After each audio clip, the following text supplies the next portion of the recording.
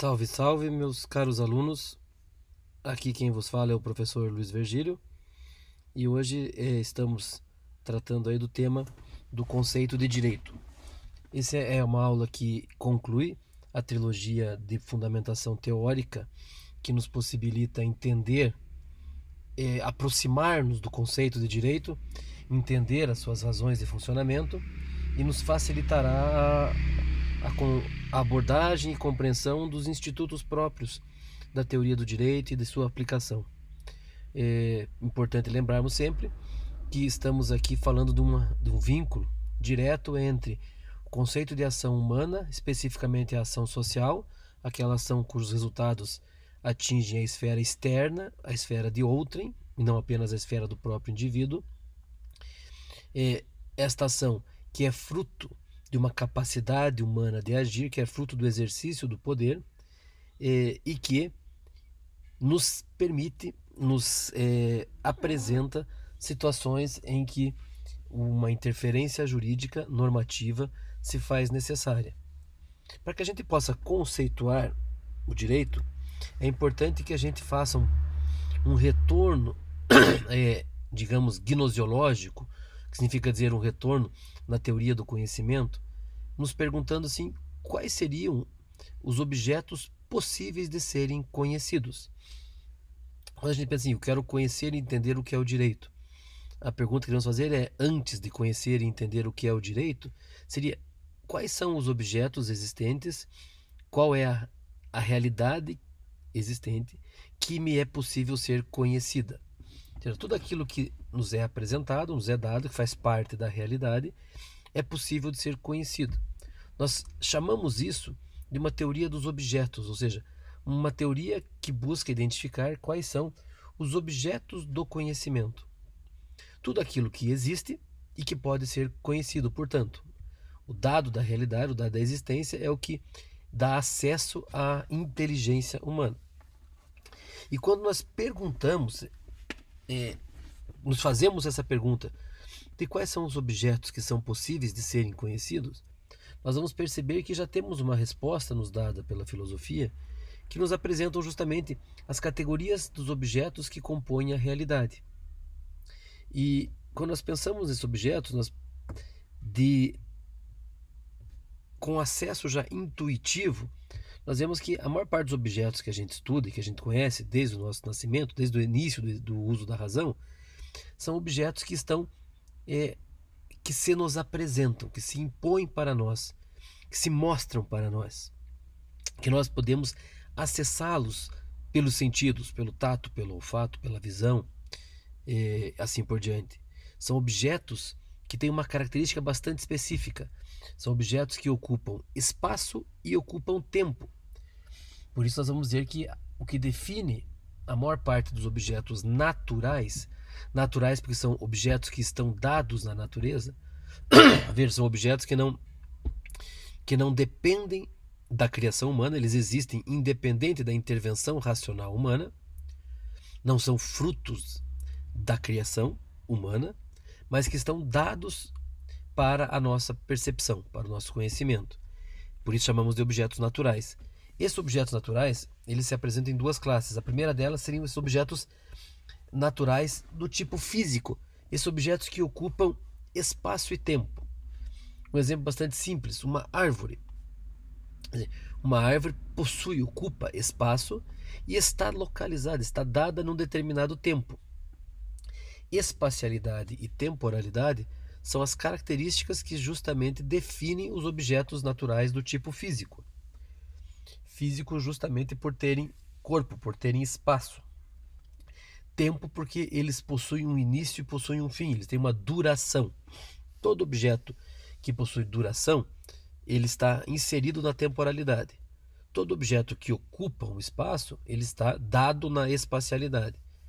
Então, podemos raciocinar, imaginar, utilizar a nossa projeção imaginativa e pensarmos em todos os objetos naturais físicos que existem. E todos eles são passíveis de serem conhecidos, são objetos que estão dados, que se apresentam ao ser humano, à sociedade, que compõem a realidade e que trazem essas duas notas que nos permitem identificá-los e separá-los dos demais objetos. Eles possuem espaço e possuem tempo.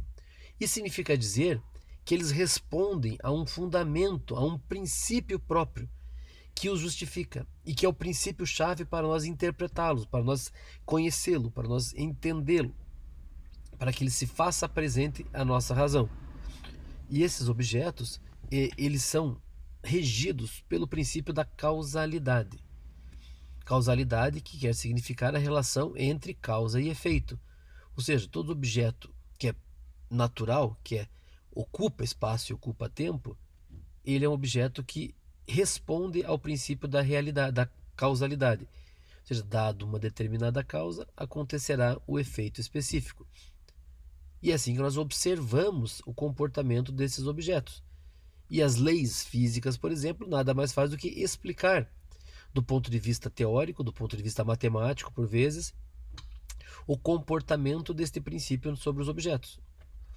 Força, velocidade, composição, constituição química, nada mais são do que vieses, olhares, parcelas explicativas daquele objeto físico.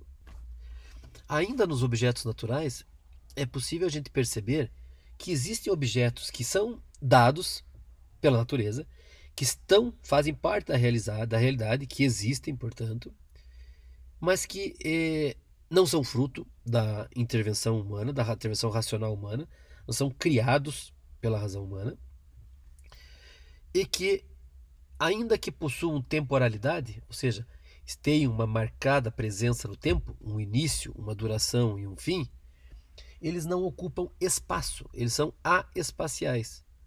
Há aqui como o sentido de negação. Eles têm temporalidade, mas não têm espacialidade. Esses são os objetos naturais do tipo psíquico e não do tipo físico. Veja que a diferença entre os objetos psíquicos e os objetos físicos se dão apenas na espacialidade, ainda que temporais, com início, duração e fim, ainda que dados pela realidade e não criados pela intervenção racional humana, eles não possuem espacialidade, não ocupam espaço algum. Os objetos psíquicos são justamente os objetos desta faculdade humana própria, que é a psique. O medo, o prazer, a satisfação, a alegria, o regozijo, são todos elementos psíquicos que não são frutos da criação humana. O ser humano não cria a alegria, ele não cria o medo. Ele o experiencia, ele sente medo, ele sente alegria, ele sofre o regozijo, o prazer, a dor. São elementos psíquicos que também se explicam pelo princípio da causalidade, ou seja, dado uma causa, decorre a consequência, o resultado, a conclusão. Então, o estímulo dado proverá uma sensação, um sentimento específico. E aí, justamente, que nós compreendemos a relação desses objetos. Existem objetos naturais, do tipo físico e do tipo psíquico. E esses objetos podem ser conhecidos. Nós os estudamos a partir do princípio da causalidade. E o diferenciamos em dois subgrupos, daqueles que são espaciais e temporais, portanto físicos, e aqueles que são apenas temporais, mas não espaciais, objetos psíquicos. Um outro conjunto de objetos que podem ser estudados, que existem, que se apresentam ao estudo, tem uma característica um pouco diferente. Veja, eles são, a semelhança dos objetos psíquicos, eles são aespaciais, eles não ocupam nenhum espaço, eles não estão presentes no espaço, mas também não ocupam o tempo, eles são atemporais. Veja que existem objetos que não estão nem no tempo e nem no espaço, e que, portanto, não respondem ao princípio da causalidade, que é justamente esse decurso desse tempo entre a causa e a consequência. Por serem aespaciais e atemporais, no momento mesmo que eu constituo, que eu defino, que eu conheço, que eu atribuo o objeto, a sua causa, eu constituo o próprio elemento. Ele é autoconstitutivo. Não há relação de causalidade entre dois momentos no tempo, de causa e efeito, mas assim a sua autoconstitutividade. No momento em que eu expresso a causa do próprio objeto, eu já o estou definindo, já estou obtendo o próprio objeto. Esses objetos nós vamos chamar de objetos ideais. Veja, não são objetos naturais, porque não estão dados no tempo e no espaço. Eles são objetos ideais. Existem independente do tempo e do espaço. E, portanto, ao existirem fora do tempo e do espaço, eles se autoconstituem. Um exemplo bastante simples para todos entendermos é a definição ou o objeto círculo, por exemplo. O que é um círculo? Um círculo nada mais é do que o traço equidistante do centro, formado por um raio de mesmo tamanho. Quer dizer, na medida em que eu defino o círculo, crio a causa, eu já estou constituindo o próprio objeto. Montesquieu falava, mesmo antes de se traçar qualquer círculo, ou de se imaginar ou se escrever qualquer, se representar simbolicamente ou materialmente qualquer círculo, a distância da circunferência ao centro sempre foi do mesmo tamanho.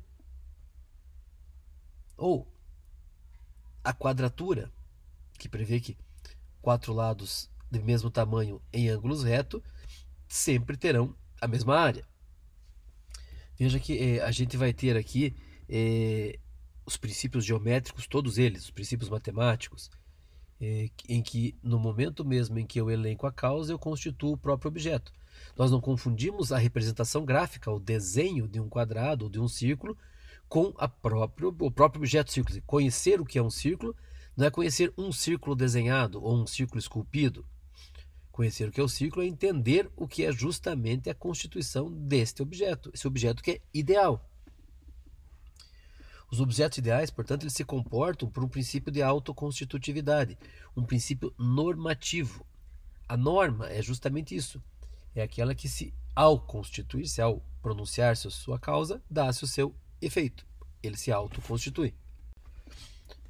Na soma dos objetos naturais e ideais, nós temos aí quase que o conjunto integral da realidade, dos objetos dados, não criados, que existem e podem ser conhecidos. Temos aí a base, o fundamento, o princípio justificador de cada um e que nos permite acessar racionalmente. Daí derivarão as ciências que farão estudo justamente desses objetos. As ciências naturais e as ciências ideais, ou ciências do espírito, como a matemática, como a lógica. Mas nós percebemos, e aí vem uma contribuição bastante importante da filosofia da cultura, que vai nos dizer o seguinte: existe uma outra espécie de objeto, um outro ente da realidade, que não se define nem pelo princípio da causalidade, nem pelo princípio da autoconstitutividade. São objetos que, ainda que tenham elementos desses dois outros objetos, naturais e ideais, eles se mostram com características bastante específicas e próprias. Esse objeto, à falta de melhor nome, nós denominamos eles de valores. O que são valores? E aí pensem consigo mesmos. Como você pode conhecer o bem, conhecer o certo, conhecer o bonito? Sim, nós podemos conhecer. Tanto sabemos que podemos conhecer, que o fazemos e cotidianamente aplicamos esse conhecimento. Mas quando eu penso em como eu vou definir o que é bem, o que é belo, o que é verdadeiro, veja que ao elencar, ao indicar o belo, o bom, o verdadeiro, etc., eu não tenho uma relação de causalidade, não é um efeito que gerará esse resultado, não é a causa que dará resultado a esse valor. Da mesma forma, ainda que fora do tempo e do espaço, eventualmente, eles não se autoconstituem. Quer dizer, quando eu defino o que é verdadeiro, eu não consigo constituir a verdade. Ao dizer que algo é belo, eu não estou definindo, constituindo a beleza. Como que eu posso dizer? Como que eu sei o que é belo, o que é verdadeiro, o que é correto, o que é justo? Veja que o valor, ele se define exatamente pela medida do desvalor. Belo é aquilo que não é feio. Justo é aquilo que não é injusto. Verdadeiro é aquilo que não é falso. Veja que os valores, eles são bipolares. A bipolaridade é a característica específica que vai identificar os valores. Eles se definem pela sua oposição. Isso é muito importante para entendermos depois no direito. Quer dizer, o valor é sempre a medida do valor e do desvalor. É uma relação que existe entre esses dois polos. O polo positivo e o polo negativo. O polo do valor e o polo do desvalor. E na medida em que é uma relação entre dois polos, o valor é sempre referível a algo. Algo será verdadeiro ou falso. Algo será bonito ou feio. Algo será justo ou injusto. Então percebam que não apenas ele é bipolar, como ele é referível. A referibilidade é uma das características do valor. A preferibilidade será uma outra característica, porque nos permitirá hierarquizar esses valores, dar preferência a um valor em relação a outro. Eles não se aplicam integralmente sempre. Eu posso dar preferência a um valor em detrimento do outro, dar preferência à justiça em relação à verdade. Isso também será muito importante no direito, no momento em que nós vamos ver que uma sentença transitada em julgado nada mais é do que o resultado de uma preferência pela justiça em detrimento da verdade. E o que vai se apresentar como fundamento para estudarmos os valores não é nem o princípio da causalidade, nem o princípio da autoconstitutividade, mas o princípio da imputabilidade. Veja que um valor nada mais é do que imputar um valor a algo. Imputar, atribuir o valor ou o desvalor a algo. E, concluindo, nós também percebemos que os valores não são criados pelo ser humano racionalmente. Nós os utilizamos, mas não somos nós que criamos o que a beleza, a verdade, a justiça e qualquer um dos valores existentes. Se nós parássemos por aqui, nós teríamos aqui o conjunto dos objetos existentes que não dependem da intervenção racional humana e que podem ser conhecidos, podem ser estudados, apreendidos pela razão humana. Inclusive fica o desafio para que qualquer um dos ouvintes busque em sua imaginação encontrar algum objeto que não seja um objeto natural, físico ou psíquico, um objeto ideal ou um objeto valorativo. Todos os objetos, tudo que existe está encerrado dentro de um desses três elementos. A categoria faltante será justamente a categoria dos objetos criados pelo ser humano. Quer dizer, o ser humano tem a capacidade racional e a habilidade racional de buscar nesses objetos existentes uma forma de relação, de composição, de harmonização para criar novos objetos. Quer dizer, o ser humano é também um criador. Ele também faz coisas. Quer dizer, e esse ato de criar é justamente um ato de intervir racionalmente na condição humana para criar um novo objeto. E veja que toda vez que nós temos uma intervenção racional, nós estamos dando um fim específico a algo existente. Nós estamos reorganizando, recompondo, construindo, fabricando um objeto com um determinado fim, para cumprir um determinado objetivo. Então, esses objetos, nós vamos chamá-los de objetos culturais. Objetos que são criados pela intervenção racional humana, justamente com o objetivo de atingir determinado fim. Todo objeto cultural será um objeto de criação humana. E todo objeto de criação humana tem um objetivo, uma finalidade no momento em que ele é criado.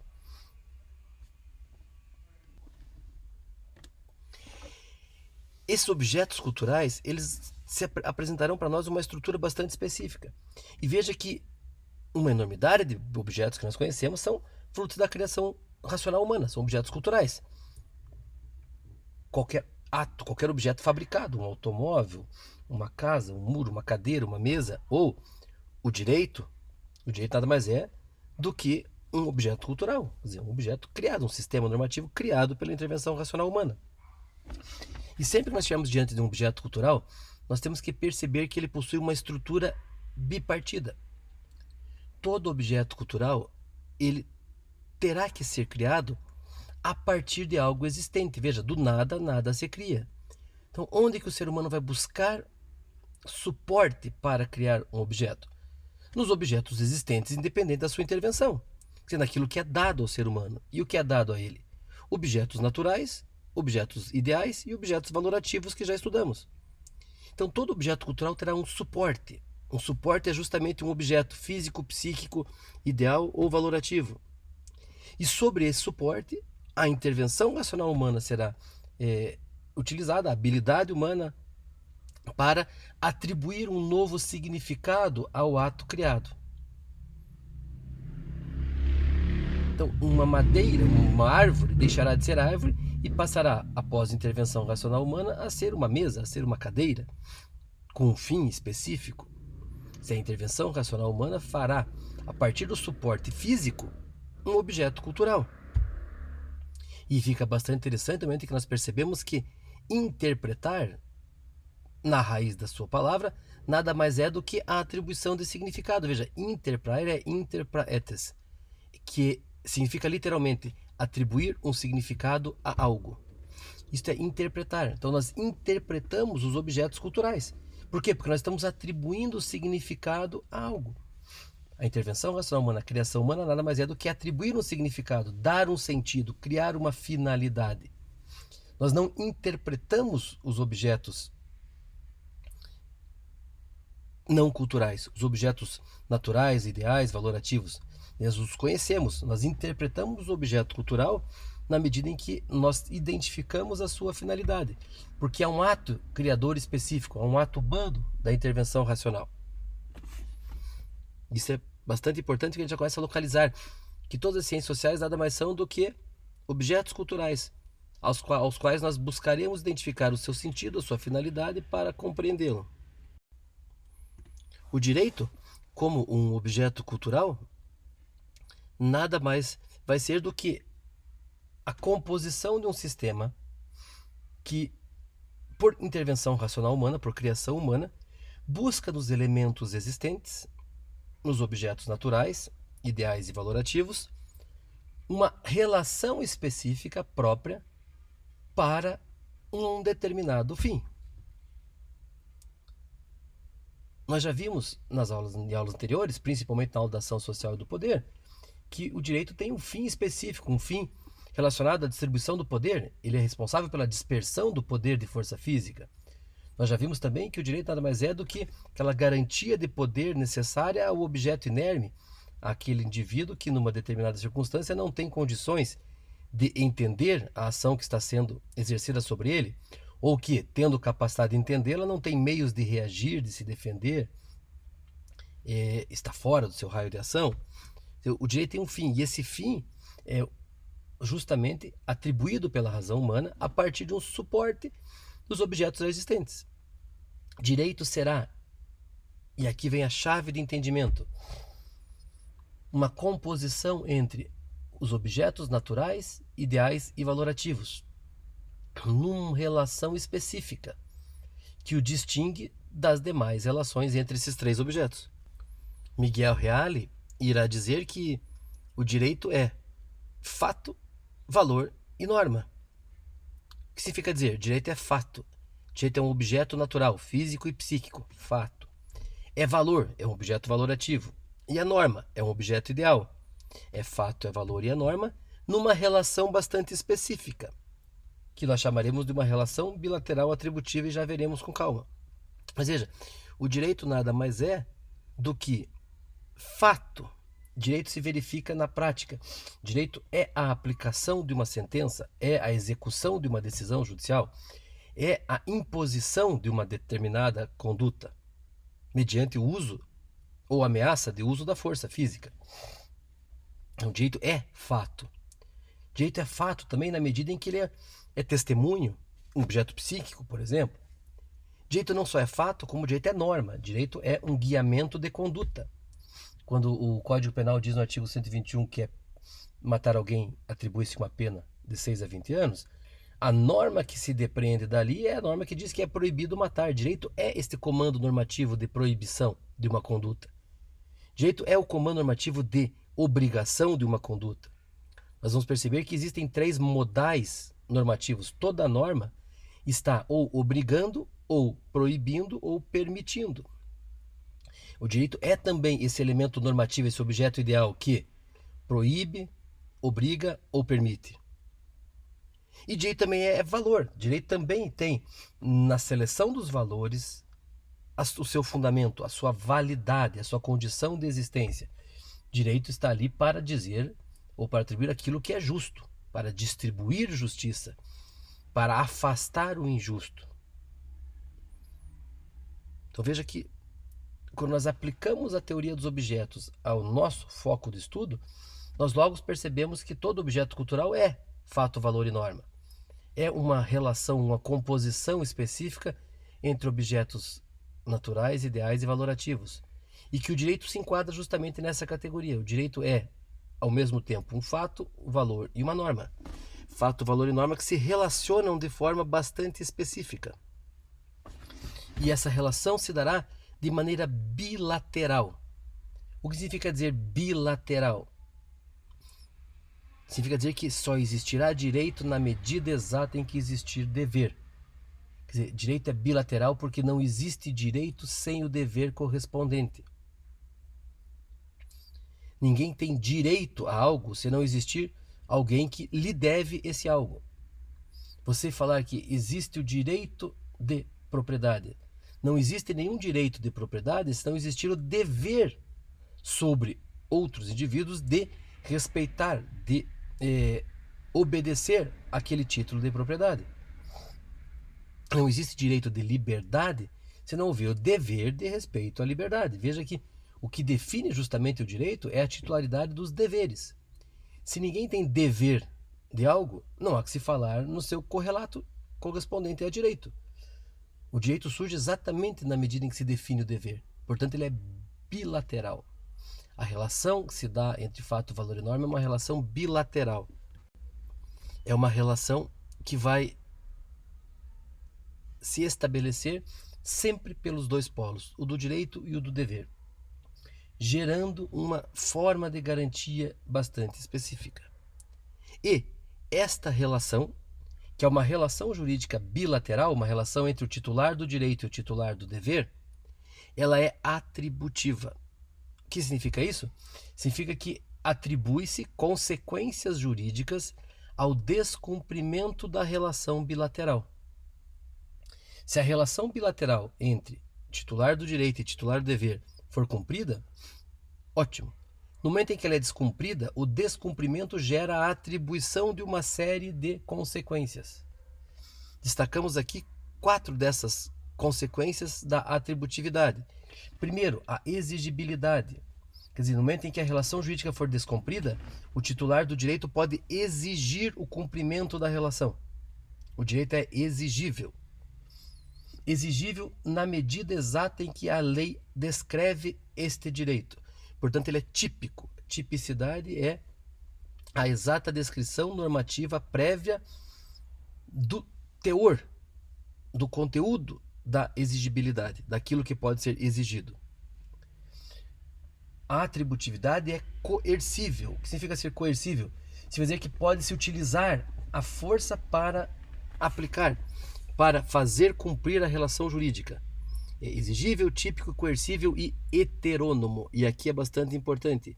A heteronomia é a possibilidade, é a aplicação de uma sanção externa ao indivíduo. A diferença entre direito e moral está justamente entre a autonomia e a heteronomia da atributividade. A heteronomia é justamente essa implicação da sanção, da coerção, da pena externa ao indivíduo. Veja, o limite da aplicação de uma pena no direito é a restrição da liberdade de locomoção. A pena máxima que nós temos no direito, qual é? A prisão, encarceramento. O indivíduo não pune internamente o indivíduo, mas pune externamente. Justamente ao contrário da moral, cuja atribuição é autônoma. Quer dizer, o indivíduo é punido por ele mesmo, internamente.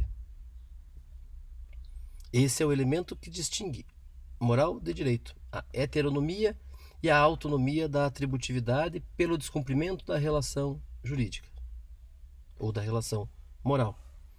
Se nós pensamos em forma de organograma, ou de quadro e fluxo, nós podemos imaginar uma apresentação bastante esquemática do que vem a ser o direito a partir desse quadro, em que nós resumimos, para fins de estudo, todo o conceito, a aproximação conceitual do direito, desde a teoria dos objetos até os seus corolários da atributividade, aqueles princípios que justificarão e explicarão como o direito é aplicado à realidade.